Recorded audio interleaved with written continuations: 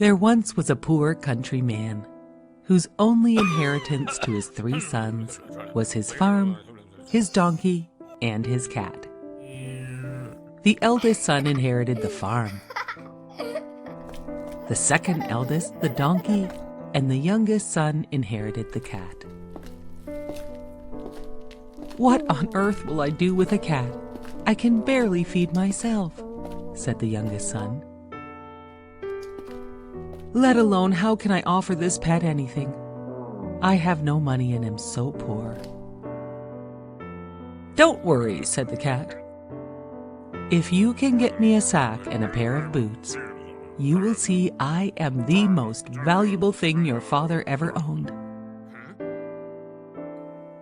The son brought the cat what he asked for, as he knew he had nothing to lose.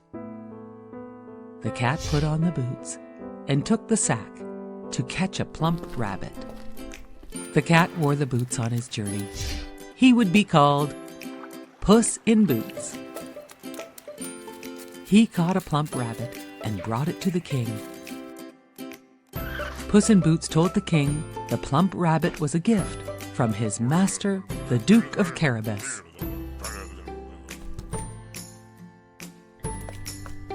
For several weeks, Puss in Boots brought the king many gifts from his master.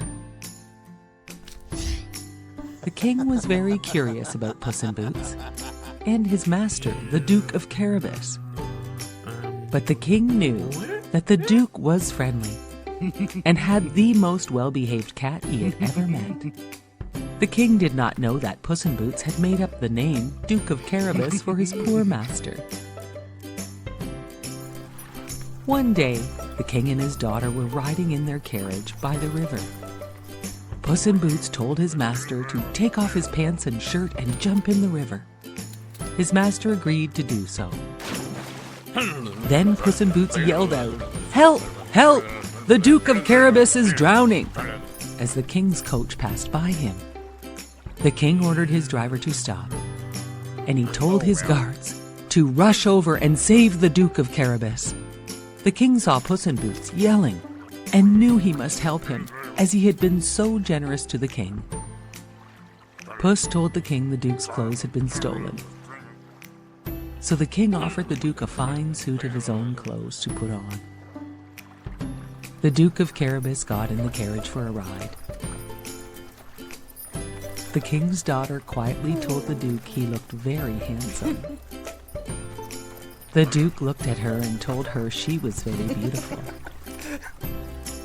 Along the way, Puss had asked all the farmers and workers on the road, "If the king drives by, you must tell him the owner of all these lands is the Duke of Carabas, or the ogre who lives in the castle will eat you." All the farmers and workers answered when asked that the Duke of Carabas was their landowner when the king asked them.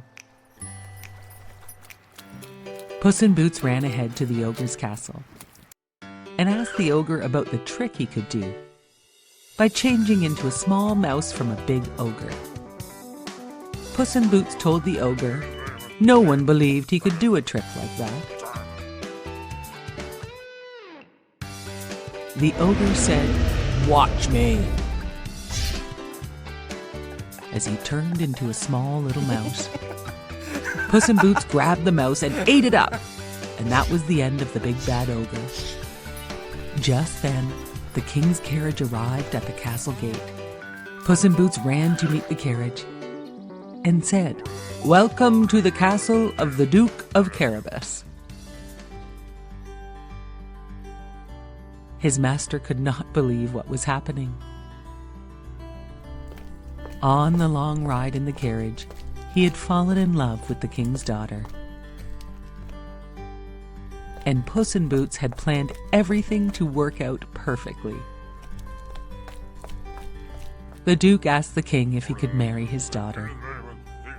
And the king said, "Yes, of course."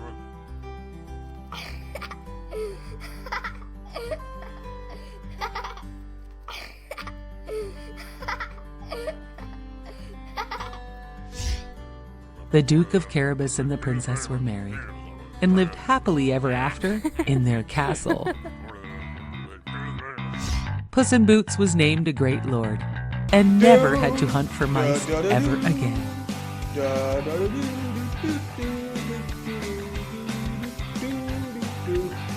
Puss in Boots proved he was the best inheritance, as he had promised his master. Once there was a little farm with a pond full of geese and ducks.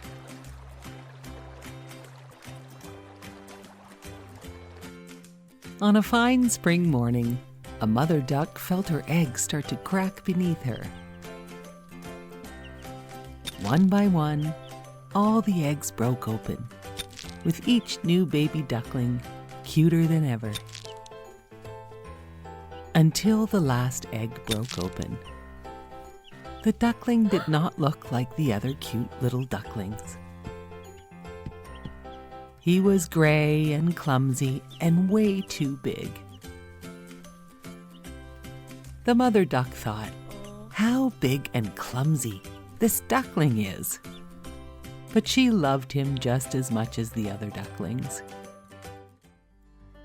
The next day, the mother duck took her ducklings to meet the other farm animals. As soon as they entered the farmyard, the other animals started to call the gray duckling names. "Look at the ugly duckling," said a mean old goose. Soon, his own brothers and sisters were calling him names. They called him Ugly Duckling. This went on for days, and the ugly duckling decided to run far away.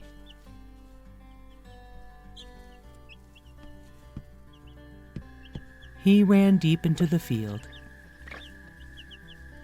He finally came upon a pond full of geese.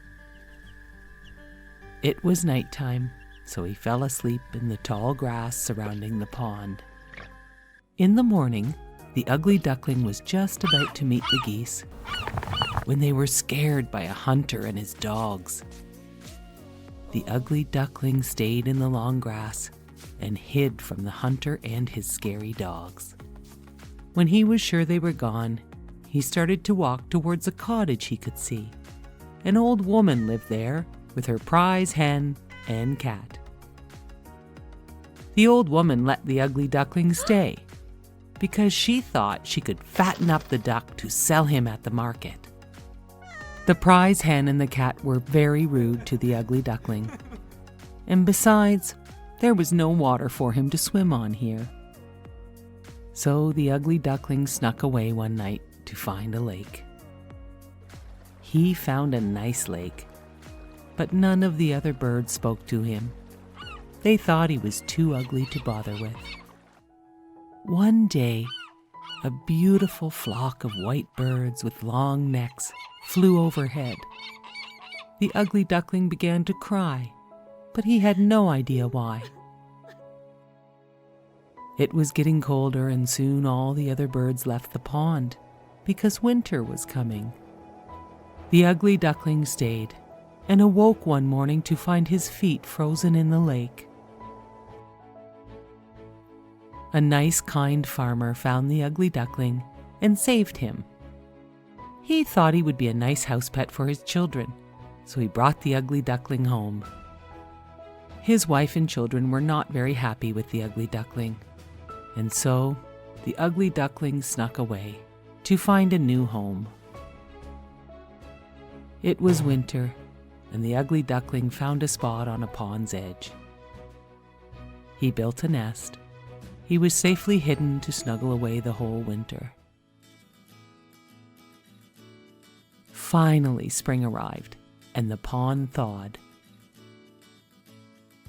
The ugly duckling spread his wings. He found his wings grew very strong during the winter. The ugly duckling landed gracefully on the lovely pond.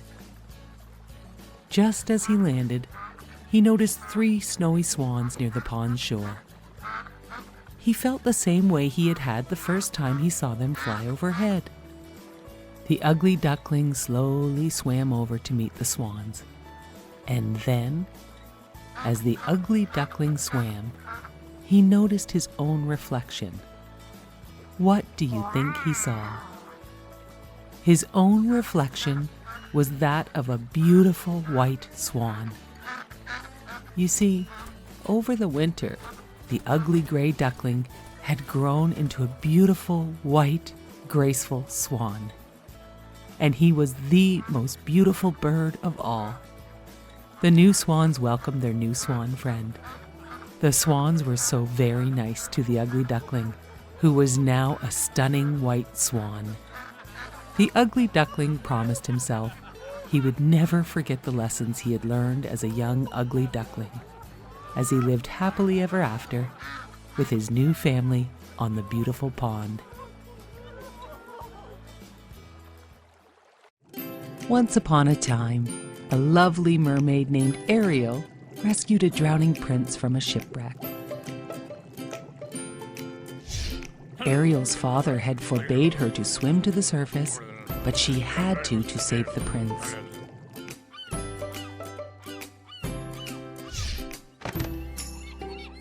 Ariel wanted to be part of the human world so badly. Somehow she would find a way. As she touched the prince's face, she wished with all her heart that she could stay on the beach and dance with this man of her dreams. As the prince lay unconscious, she sang to him. "What would I do to see you smiling at me?" she sang. Her father's trusted friend tried to convince Ariel that being under the sea was her home, and she would be much happier living her life there instead of the human world. The Sea King had asked his friend to keep an eye on his daughter.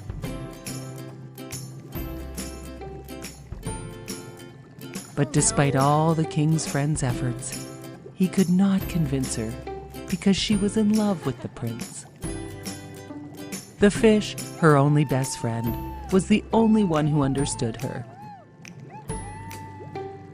Her fish friend surprised Ariel with a statue of the prince that had sunk with the shipwreck. "Oh, thank you so much, my friend," Ariel said. "The statue looks exactly like him." Just then, her father, the Sea King, found Ariel in her secret grotto with her collection of things from the world above the sea. He destroyed all of her treasures in an attempt to protect her from the dangers of the human world. Ariel was so upset. Oh no. She sought out the help of the Sea Witch. The Sea Witch made a deal with Ariel. In exchange for the mermaid's voice, the witch would transform Ariel's mermaid tail into legs. The Sea Witch told Ariel she would remain human only if she received a kiss of true love before the sunset on the third day. As Ariel wiggled her newly found toes, the Sea King's trusted friend knew he had to tell the king. But he knew Ariel would be so sad as a mermaid. The king's friend agreed to help Ariel find the prince. Ariel's seagull friend helped her find a dress, and it wasn't long before the prince arrived. "You are the one!" he exclaimed. "The one I have been searching for!" Ariel nodded but could not speak. "But the girl who rescued me had the most beautiful voice," said the prince. "Perhaps you are not the girl I have been searching for." Still, the prince helped her to the castle, and they had dinner that night. Ariel made the prince laugh for the first time in weeks. He showed her around his kingdom the next day and was enchanted by her enthusiasm for everything, from horses to puppet shows. The prince thoroughly enjoyed Ariel, and that night they went for a quiet, romantic boat ride. As the prince leaned in to kiss Ariel, the Sea Witch made her pet eels tip the boat. Then the sea witch hypnotized the prince and transformed herself, pretending to be his mysterious dream girl.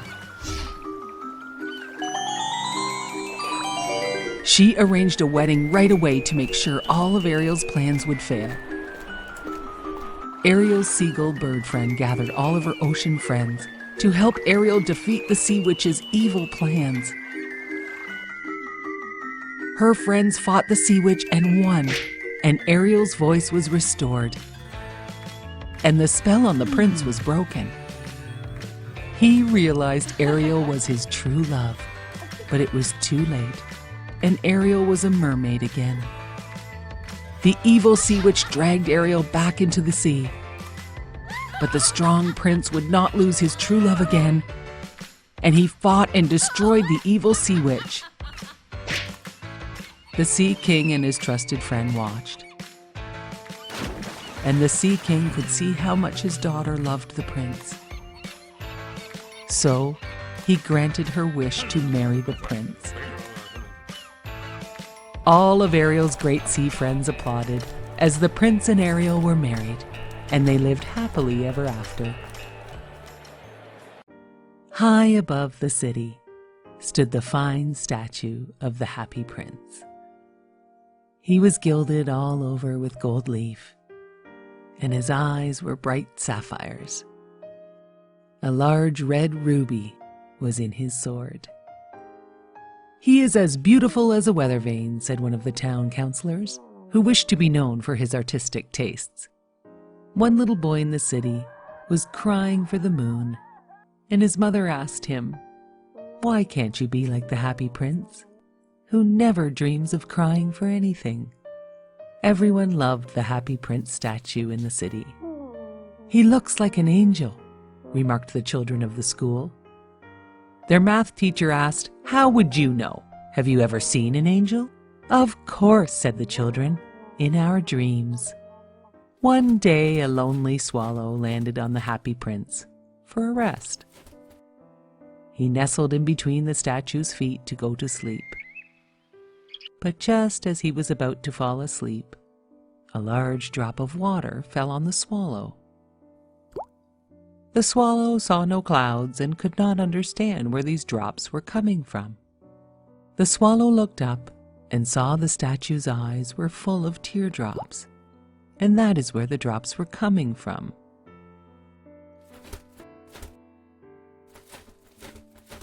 "Who are you?" asked the swallow. "Well, I am the happy prince," said the statue.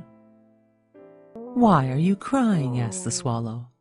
"I was a happy human prince my whole life, and when I died, they put me up here to see all the city's sadness, and so I weep. I can see a very sad seamstress, who has a very sick son.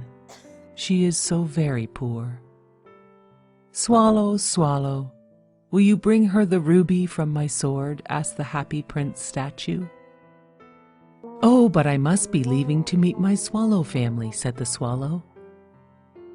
"Oh, swallow, swallow, little swallow, will you not stay with me for just one day and help me?" The swallow agreed to stay and help to be the messenger for the prince. He flew the ruby to the seamstress's house in the night and laid the precious red stone beside her thimble. He cooled her sick child with a flutter of his wings, and the boy began to feel better. The swallow flew back to the prince to tell him all was done. "I will leave tomorrow." "Please, swallow, stay one more night to help me," the happy prince asked the swallow. He asked the swallow to take one of his sapphire eyes to help a poor playwright to finish his play. The little swallow snuck into the playwright's room and left the sapphire. The playwright was overwhelmed and could not believe his luck.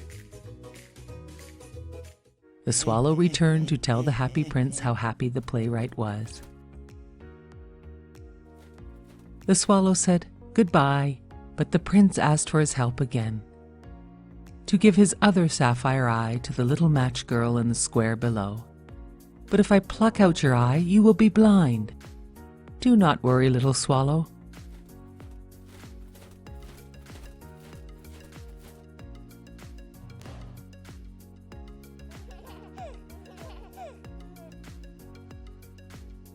Go and join your family now." But the little swallow insisted on staying forever with the happy prince. The happy prince asked the swallow to take each leaf of his gold to help the poor in his city, and so the swallow did, as the happy prince asked, leaving the happy prince looking quite dull. The swallow stayed too long, and the cold winter made him very sick. He knew he was going to die. He told the prince he loved him and kissed him on the lips before falling at the statue's feet to his death. At that moment, a strange cracking noise sounded from inside the statue. The leaded heart of the statue had been broken. The city councilors took down the Happy Prince statue as it no longer was gold with precious rubies and sapphires. They found a dead bird at its feet and sent everything to be taken away to the garbage. God was looking down and sent 2 of his angels to bring the 2 most precious things from the city to him. The angels found the dead bird and the broken leaded heart and statue and brought them to God. God thanked them so much. He brought the little swallow back to life and repaired the statue and his broken heart. And he put them in his Garden of Eden for the little swallow to sing forever and live with his happy prince statue.